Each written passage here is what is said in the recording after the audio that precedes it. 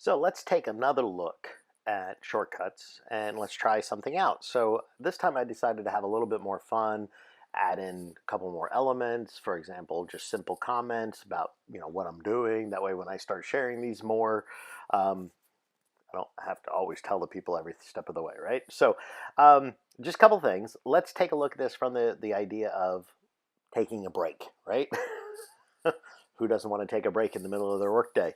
Let's have a little bit of fun with it. One, let's make sure that we just don't take a break, when we want to, but let's actually take a look at it from the perspective of, hey, is it okay time frame or not?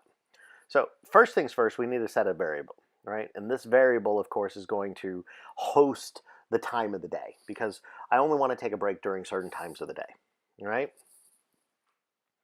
By setting the variable, we can then add a value to the variable. So I started with the variable, but now I'm going to put the date above the variable, but I'm also going to format this date to where I only look at the hour of the day, right? Make life easy for myself.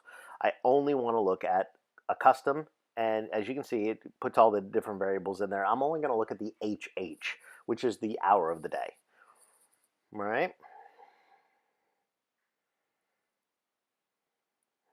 All right.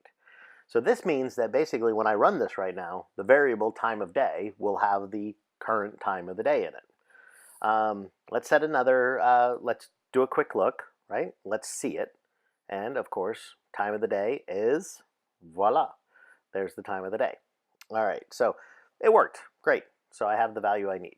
Now let's put a statement in there. We're going to do an if statement, and we're going to check if the current time of the day is greater than a starting point. And of course, I don't want to take a break right when I start working. So I'm going to put in there a value, let's say 10 a.m. All right, and then I have the otherwise. So like the if then, or if otherwise, and I'm going to put another if statement in there. So if it's after 10, but if it's before, let's say 2 o'clock. Yeah, 2 o'clock? Yeah, it's okay. Let's say 2 o'clock. So let's do something. If both of those variables, if those values are accurate, so if it's after 10, before 2, let's go ahead and do a notification, right?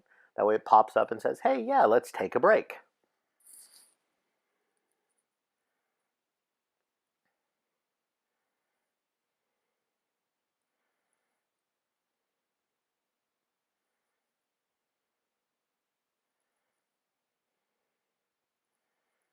And of course, you want to make sure you capture the time saying, well, it's after 10, before 2, right?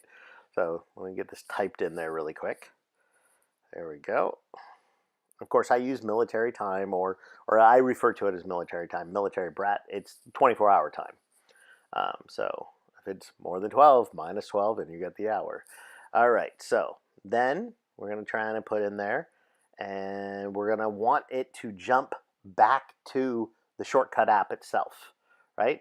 Because I want to do a prompt and things like that. So if I'm asking Siri if I should take a break, you know, I need it to, come back to the app to do the rest of it because Siri is, it just runs through, right? All right, so we're back in the app. So after the notification, it's the time of the day, so life is grand. All right, so then we're going to get back in here. And I'm going to give it two options. I'm going to prompt myself for two options. What do I want to do? Do I want to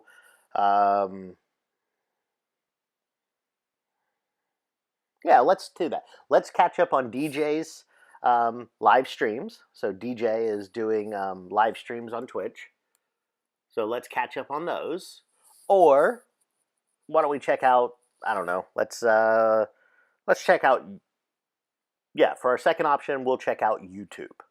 Right. So we're going to check out YouTube here. All right. So make sure we got it in there. And then we'll do YouTube. That'll be our good choice. We'll just do YouTube. All right. So we have YouTube now. All right.